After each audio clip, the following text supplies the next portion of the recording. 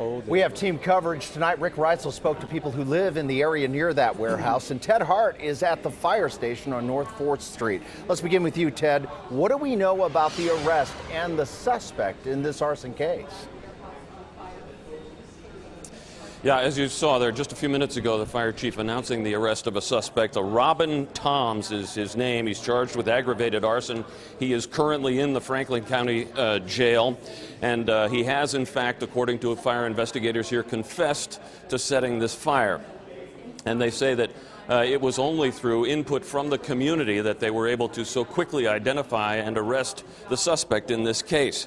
Now, looking back at this fire, there were a number of complicating factors for firefighters, not the least of which was getting the volume of water that they needed to fight the fire.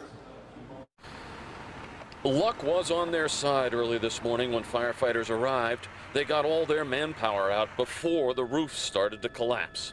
And the wind was blowing away from the apartment complex adjacent to the property. But fighting this fire was anything but easy. We had a difficult time. Battalion Chief Tracy Smith says access around the building was limited, and the hydrants in this complex of warehouses are private hydrants.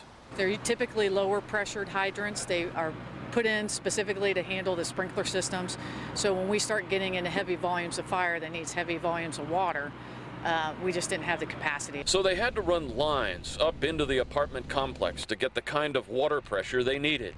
But the fire burned for hours, fueled by the wooden pallets and cardboard inside the 190,000 square foot warehouse. The other big complication was that the fire trucks couldn't get to the backside of the building, where the fire was most intense. It's just the way that it's laid out. They do have access out. We just don't have access all the way around the building. So, you know, when developers are doing that, it'd be great to consult with their fire departments. And again, news just within the last few minutes. They do have a suspect, Robin Toms. He's in custody, charged with aggravated arson, and according to investigators, has confessed to setting the fire.